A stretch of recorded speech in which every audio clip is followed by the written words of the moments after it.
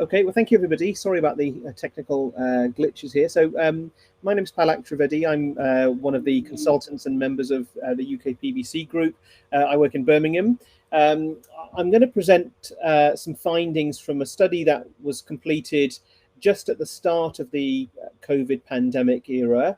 And we have just finalized the analysis and ready to submit. And it dovetails nicely with what Professor Jones was talking about around the management of symptoms, the management of fatigue in inverted commas, which is a very broad descriptor that I agree means different things to different people.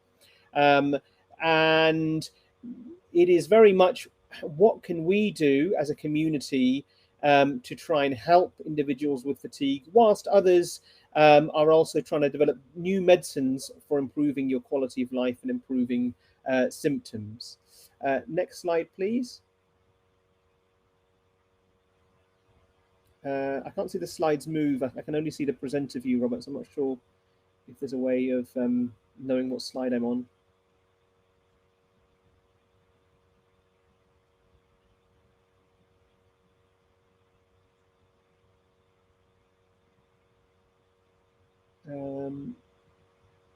No? No, it's just got the, yeah. Okay, you're on quality of life slide now, Palak. On the quality of life slide. Okay, all right. Okay, on the stream. So what I okay, so okay, bear with me. All right, we might have to just do this, Palak. Sorry, friend. Actually, let's stop sharing. Let's go back to PowerPoint. Let's go to there. Meantime.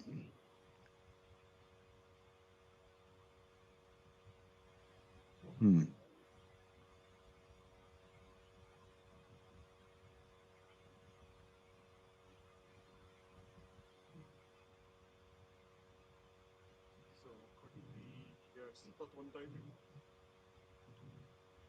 you need to update. I need to upload the presentation. No, if you click on that, then you can do some people show PowerPoint.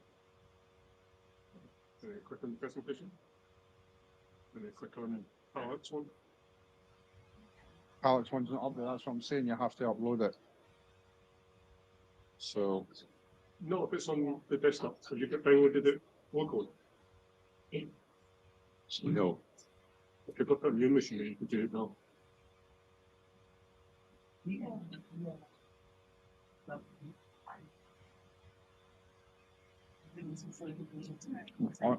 I have to upload it. That's the thing. I mean, you can desktop as well. You've got to look up. That's what that icon is for. Which icon? The presentation one. Yeah, no. So I'm on the presentation one. So, but you need Palak's one locally. That's what I was looking for just now. Okay, Palak, you there? So I think for time, we'll probably just share that screen if you're okay with that. Okay. Which I'm just trying to see what screen it is.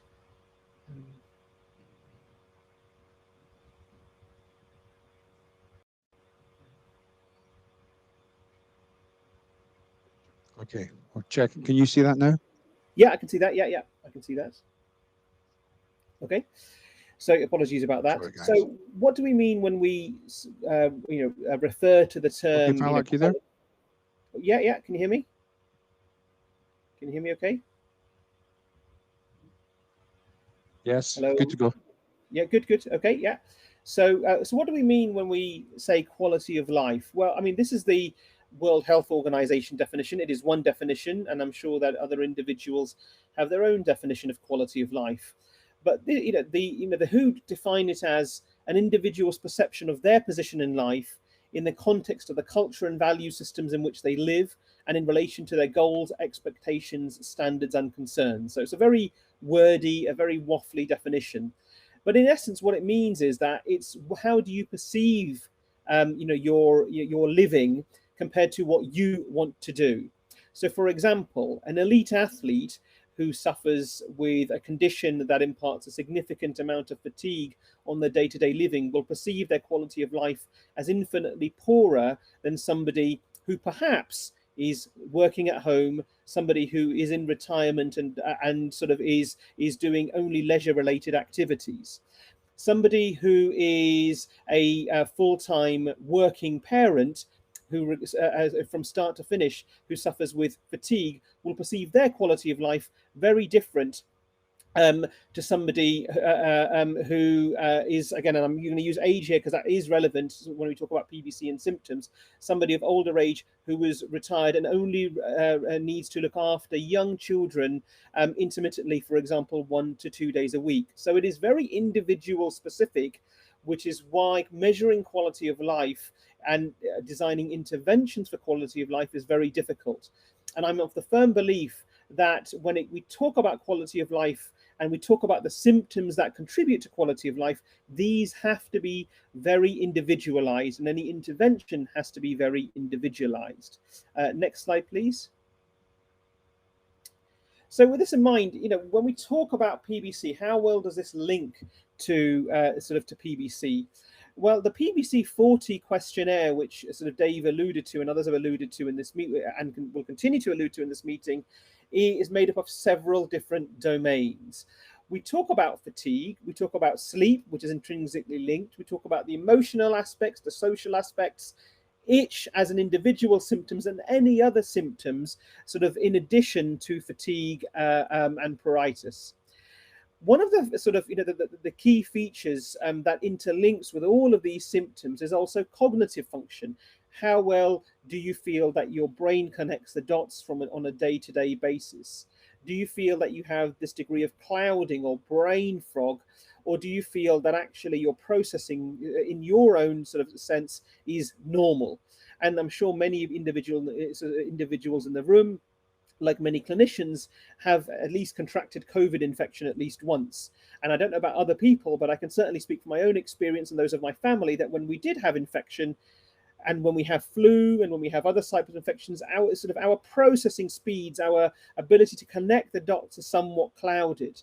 And I've had quite a few individuals with PBC say to me that when they developed COVID infection, it was literally that sort of mental clouding that they get on a day-to-day basis, they feel was constant during their period of infection. That sort of brain fog that they experience on a day-to-day basis is a bit like individuals without PBC experience when they get acute illnesses. So imagine, if anybody in the audience is a relative of somebody with PBC or does not report fatigue-related symptoms, if you've ever had an illness that clouds your judgment, that it impacts your ability to process things on a day-to-day basis, living with that regularly, how much of an impact that is. And that is a central component of fatigue in PBC. Next slide, please. So, how common is fatigue reported in individuals who live with the condition? This will vary from country to country, from centre to centre, and from study to study over the course of time.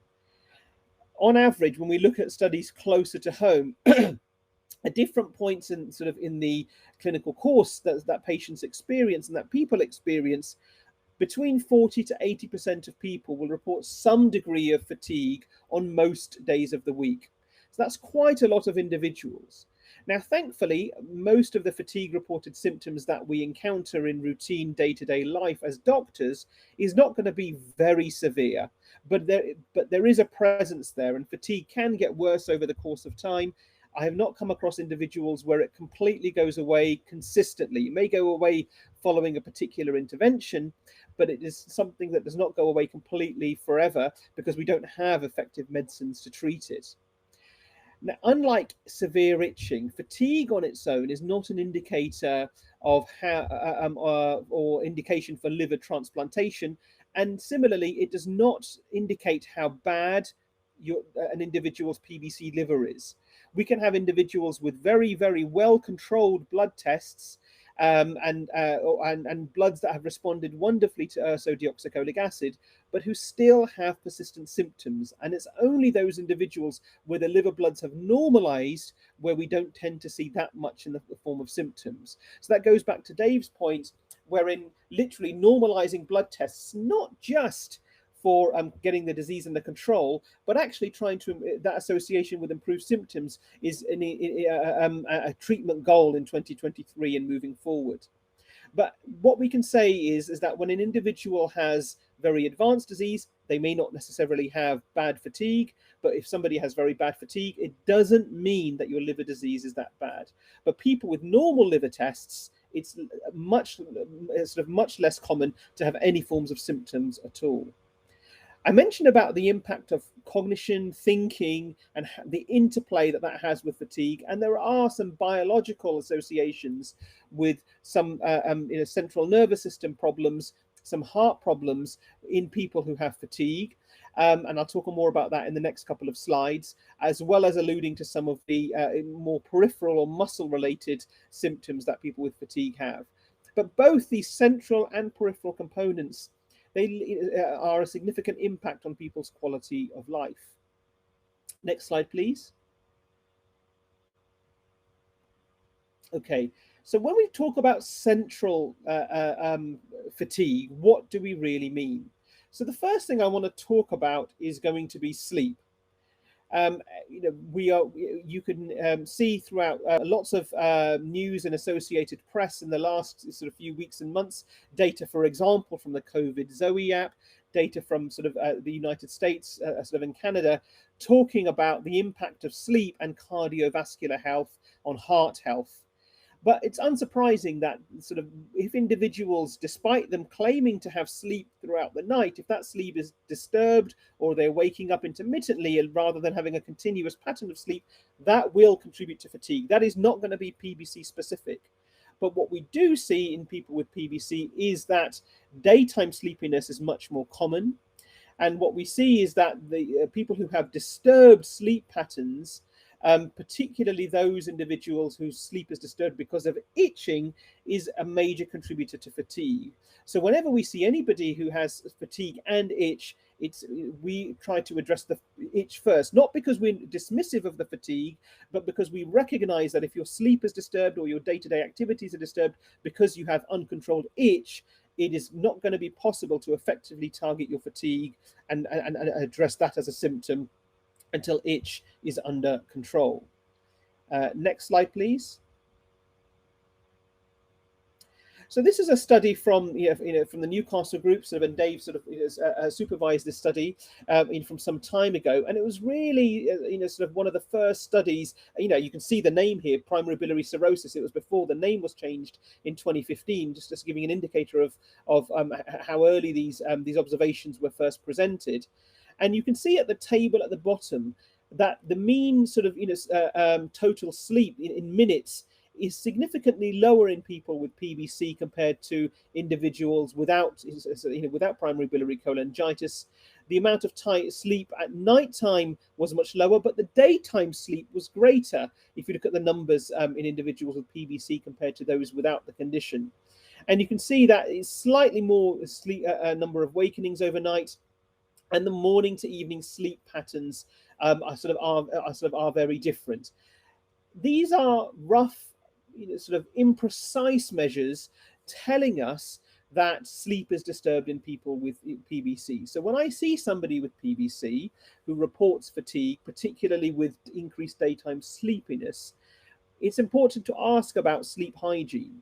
Now, some of you may have heard of a condition called obstructive sleep apnea. That's a condition more common in people who snore than in people who don't, wherein the airways that we use for breathing overnight temporarily close, and that leads to somebody having being awake for a split second and then falling asleep. And as they continue to breathe overnight, eventually the airway closes and then they wake up again.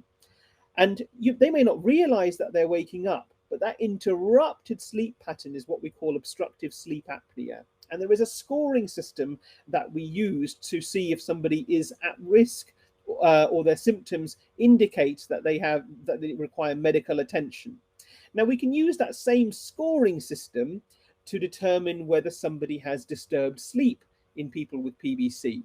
Now, it doesn't mean that their disturbed sleep is only because of sleep apnea. We're just using a tool that was developed for one condition to determine whether the sleep disturbances in PBC are a problem.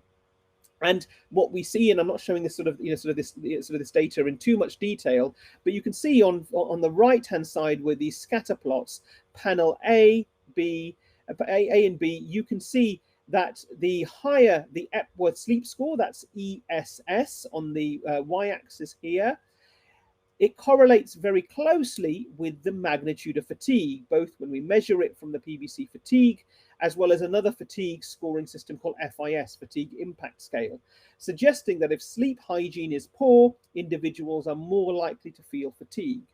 So how do we improve sleep hygiene? I've already talked about itching and its association with fatigue. Are we able to do two things at once, help improve fatigue and help improve sleep, and hopefully help improve cognition and thinking in people who report brain fog symptoms? Now, I won't, in the interest of time and because of the content of other speakers in this meeting, talk about a third component when we talk about central nervous system and cardiovascular problems with fatigue. That is what we call autonomic dysfunction. Now, the autonomic nervous system does many things. It regulates blood pressure control from when you lie down to sit to stand. So when you stand up, you require a slightly higher blood pressure in order to deliver blood and oxygen to the upper extremities, your brain, and so on and so forth. If you do not regulate your blood pressure well, or if your heart does not change how well it pumps when you change your body position, people can feel faint or sort of feel a bit dizzy. And again, work from the Newcastle group and that Dave has led has shown that individuals with PBC, a proportion of them, can experience fatigue because of that autonomic disturbance. I'm not going to talk about that any further here because it's not something that we have studied in Birmingham, but I will talk a little bit more about the fatigue and its relation to sleep and its relation to what we call cognitive impairment. Next slide, please. So when we talk about peripheral fatigue, what do we mean? So what we have learned is that it's not one particular task that may contribute to fatigue in people living with PBC. What we see is that some individuals, despite them being very physically active in themselves, what happens is that the normal clearance of acid that your muscles should undergo whenever you move or do certain activities, that is somewhat delayed, that is somewhat slower than in individuals who do not report fatigue. That clearance of muscle acid occurs in a slightly abnormal way. And that means that some people can, yes, go for a walk, they can ride a bike, but when they come back from the supermarket, for example, carrying shopping, they're too exhausted to put that away. We have had individuals who find it very fatigued, just sort of walking upstairs, but actually, if they're doing things on the flat, they have no particular issue. Everybody has a different perception. But when we study the muscles of people who report fatigue, and we see that the acid clearance isn't as effective, there must be a way to do that. How can we retrain the muscles of fatigued individuals to clear muscle acid slightly better? Next slide, please. Okay. So when we're talking about peripheral fatigue, and when we're talking about sleep, and we're talking about cognitive impairment, the question has long been there: is there a way that we can do specific forms of exercise, resistance-based exercises in particular, to retrain the muscles of individuals with fatigue associated with PBC? Does that have any direct or indirect effects, for example, on sleep hygiene, as well as in cognitive impairment? Does it have an impact on mood? Does it have an impact on anxiety and depression associated with PBC? Now, one of the studies from the Newcastle group, from more than 10 years ago, showed that in a small group of individuals, certain exercises do lead to more normal clearance of acid and improve fatigue in people with PBC. The challenge is that because PBC is a rare condition and people come from far and wide to specialist centres, it is not always practical to say, come to our hospital 3 times a week and we will employ a personal trainer here that is they're going to tailor the exercise program to be PBC specific. That is not practical for a condition like PBC, nor is it practical for it to happen in every single hospital around the country who has and looks after people with sort of PBC, because that service in the modern NHS would not be financially viable when they have 1 or 2 individuals with this condition. So if we understand from early studies and through elements of medicine outside liver disease and outside PBC, that exercise improves mood, makes people feel better, helps improve the function of muscles, and also helps improve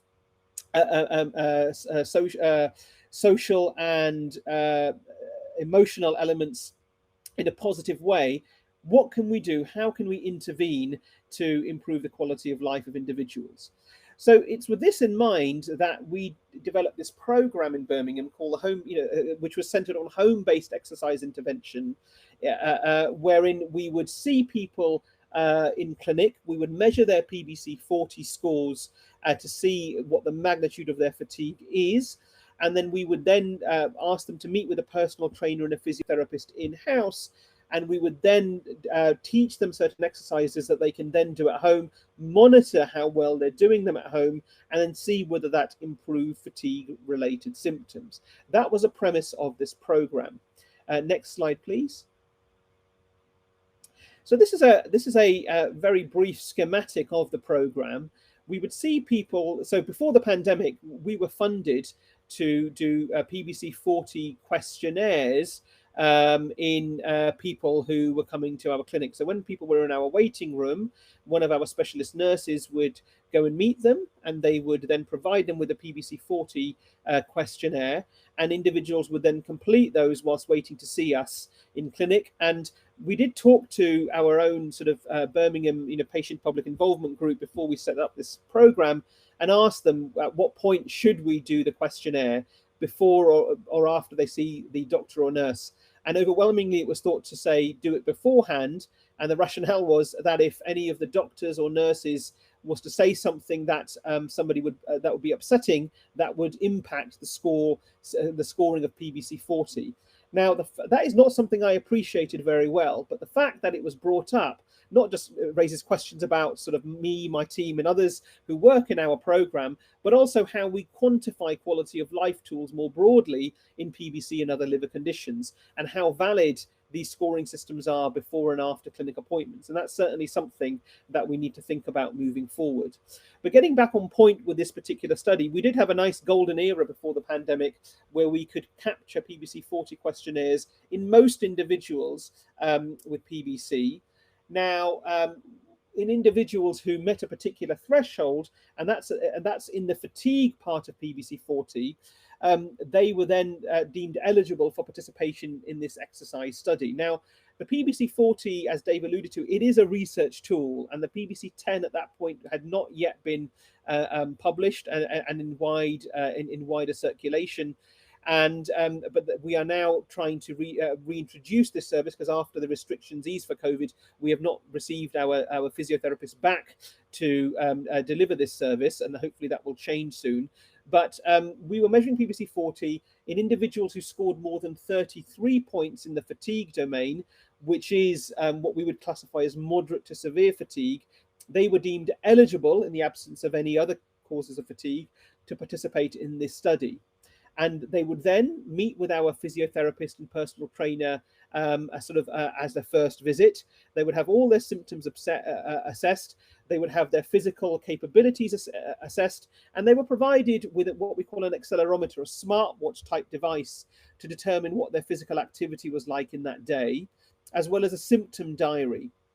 They were then taught particular exercises, and I will come in the next few slides to describe what those exercises were. And when they were taught those exercises, they were then asked to then do these exercises at home, and they were provided telephone support during the week as well as monitored remotely to ensure that there was some degree of adherence to that to that program. We would then see them again at week 6, so 6 weeks after the initial instructions were given. We would then repeat the PBC 40 questionnaires, talk to them about symptoms and physical assessment, and we would then change, both during the telephone consultations and in the face-to-face review, the exercise program if we thought it was too much for them, too little for them, just right for them, but they're not really pushing themselves.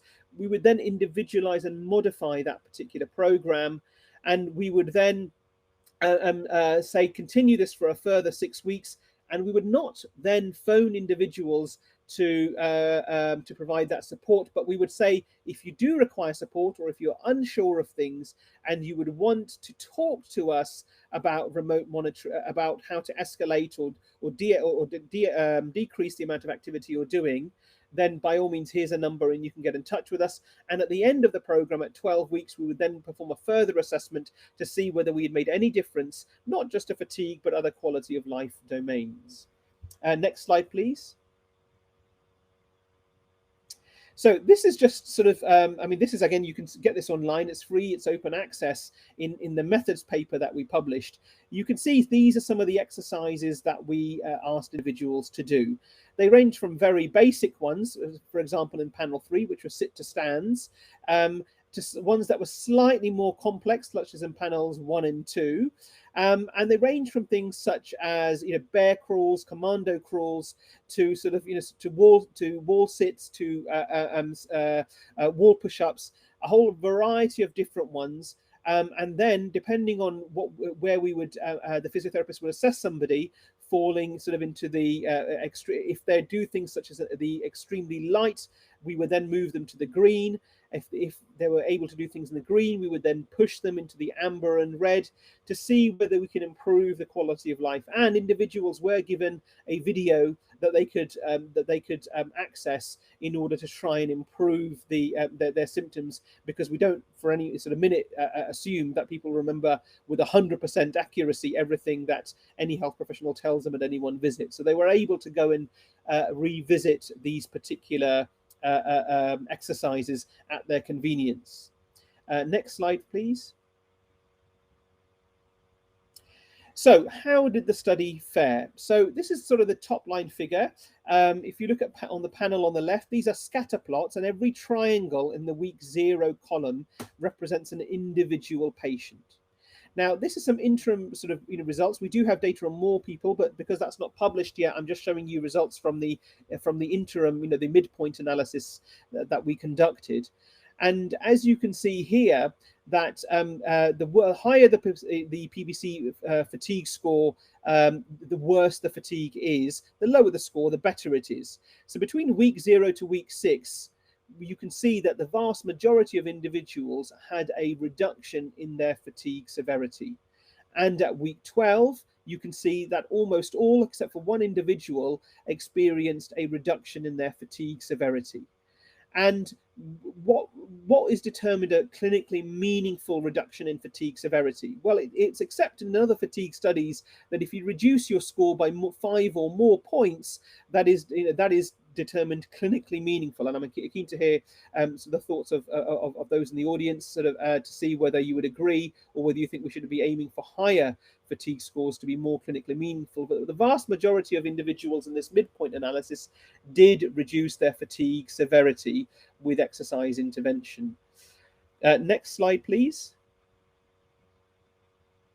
So what about other elements? Well, you can see here the overall PBC fatigue score. We put a minus point as to how much of a reduction in the overall score was achieved, and you can see that we reduced by minus 14 and minus 24 points at 6 and 12 weeks respectively, which is a very large reduction. We do have breakdown data in the final data set now, and what we see is that the exercise intervention, perhaps unsurprisingly, did not improve itch, but it did improve cognitive function. It did improve social elements. It did improve hospital anxiety and depression scores, but by a mild amount. That's the HADS, which is the panel, sort of the row number 2. And we use 3 measures of physical functionality, which is the DARSI, the incremental shuttle walk test, ISWT, and the short performance physical battery, SPPB. These are all physiotherapy measures used to determine how well somebody's physical function is, and it improved in all those domains. And you can look at sleep scores here. You can see that sleep scores at week 2 and week 4 were were reduced by -2 and -4, so a significant improvement in sleep hygiene in these individuals. Okay, next slide, please. Now, when we talk about cognitive impairment, a bit like those sleep scatter plots that I showed you at the start, what you can see here is that the cognitive, function, so the cognitive sort of impact and the fatigue impact are plotted against one another, and the line is very nicely correlated. It's not a nice diagonal line, indicating that the more fatigued an individual is, the worse their cognitive impairment, or vice versa. I do not know which one comes first. I do not know whether the fatigue leads to more cognitive impairment, or whether the prevailing view in the field is that cognitive impairment contributes to and leads to fatigue, sort of is the right way round. But in any event, if we're able to reduce fatigue, we were able to improve cognitive impairment. And on the left-hand side, you can see that the scatter plots are quite widely distributed. But on the right-hand panel, sort of what you can see is that a lot of the scatter plots have now shifted towards the left, indicating that your fatigue has gone down. And you can say in a similar vein that more of the dots have become lower in the cognitive domain department as well. It's supporting the fact that even though it's a mild degree, we are improving cognitive function with physiotherapy guided home-based exercise intervention. Next slide, please. So again, when I just revisiting, the data from Newcastle, just highlighting the fact that sleep is a key factor that contributes and is associated with fatigue in people with PBC. What we can certainly say in our program is that in this graded exercise intervention, we were able to improve fatigue, and just highlighting the impact of sleep. Sort of here, following on from the last figure, we're also able to improve sleep function in these individuals. Next slide, please. So how is it helping? Is it something that is just giving people the confidence to do what they're physically able to do, which would help sort of improve fatigue in itself? Is there greater longevity to our program because this is a 12-week study? Is it something that we can do longer term? Is it something that we're able to roll out more broadly because people with PBC don't just come to the Birmingham or Newcastle programs, they come from all over? And when should we start intervening? Is it right to wait for people to get to moderate to severe fatigue? Or should we be offering this in all people, recognizing that fatigue can develop over time? Why should we wait for it to get bad? Should we start in everybody very early on to prevent the onset of fatigue the moment that their PBC is diagnosed? But I'm certainly all for improved physical fitness and improving daytime somnolence, daytime sleepiness, and sort of this is a very key tenet of of preventative medicine that we should all be doing. And I think it was actually Colette and Robert who put that concept in movement as medicine when I very first started working in PBC, and something that I've continued to implement in my in our practice at present. Next slide, please. So what are the the future directions of this study? Well, in this particular sort of trial, we were not funded to do any mechanism work to see whether we can validate the fact that it is improvement in muscle biology associated with fatigue. We are now planning that study as the next phase to try and do some mechanistic work, and that will enable us to then go to a slightly larger funding body and say, look, this is how we believe the exercise intervention is working to improve fatigue. We do require slightly more input from colleagues a bit more learned in the field, like the Newcastle group, like our cardiovascular physiologists, about whether and how this is effective, if it is, in people with autonomic dysfunction, because we had excluded those individuals in this study because it was not yet known whether it would be safe to do so in people who feel dizzy when they change posture because they have autonomic sort of problems. So it's important for us to see whether it is safe in some subgroups that were not studied in the initial sweep. Next slide, please. Oh, just you missed one, Robert. I think number 17. Just one up. Yeah. So so this is from my physiotherapy colleague Alice Freer. Who really sort of was the shop floor individual delivering this intervention. The concept we certainly believe works.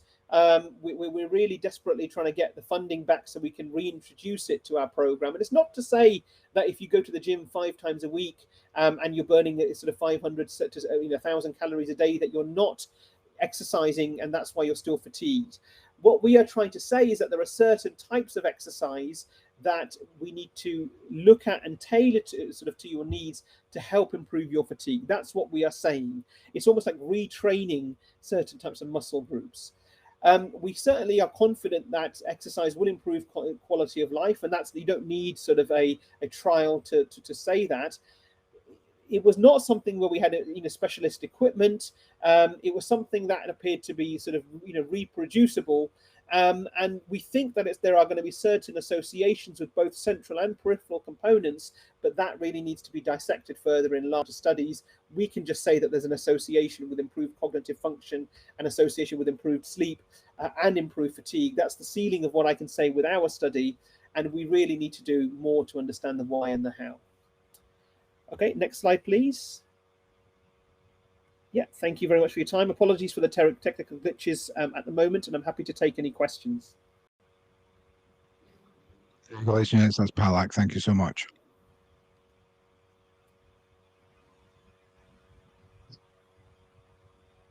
Okay, so first question, really it's more a bit of a comment, and I think it's important that we all take part in this. And again, you were involved in the summit, so you know that this is very much part of our thinking. Patients, clinicians, patient advocates, industry are all in the mix already, but it's just a case of being mindful about other practitioners, so GPs, OTs, nurses, and that kind of thing. And I think it's really important that we try and incorporate those. And somebody said that their current GP talked about the patient's primary biliary sclerosis. Oh. So they've discovered a brand new condition that nobody's ever heard of before. So a couple of questions that are very similar. How can we access the study? And how can we get onto Newcastle or Birmingham programs? Yeah, sure. So the methodology for the study is currently available online. It's free to access for all, and I can certainly send the PBC Foundation the link if you don't have it already. It's in the British Medical Journal open resource, so you can access the methodology for the study. The results of the study, I can also send a link through the preliminary data. We're just about to submit this week the final results of the study for publication, and we will make that open access once it's accepted, but the interim results are certainly again available freely, and I can send those on to the foundation for anyone to see. In order to how to get on to, I can speak for Birmingham, I can't speak for Newcastle, but certainly for Birmingham, how you can get on there. I would say if anybody wants to take part in a clinical trial for anything related to PBC, fatigue included, ask your local doctor. If they are not in the know-how about trials related to symptom improvement and quality of life, then do ask them to refer to Birmingham, Newcastle, or at least write to Dave or I or another PBC UK PBC centre. They should all know about the trials that are ongoing. Birmingham specifically, I mentioned about sadly in the current healthcare service, our funding was pulled for certain we would deem non-essential services during the COVID pandemic. That's understandable. What's not acceptable or understandable is why we have not been able to get them back. But I appreciate that there's been a mass exodus of staff in the National Health Service across the UK for reasons that we don't need to go into today because we'll be here all day. We are now putting in a business case to try and get back this service, at the very least, to start doing PBC 40 or PBC 10s again in our waiting clinic. And so that can be part of our own infrastructure. And we are also putting in a business case to try and bring back the physiotherapists in our clinic who can, in order to try and help individuals and learn more about what types of exercises would be better.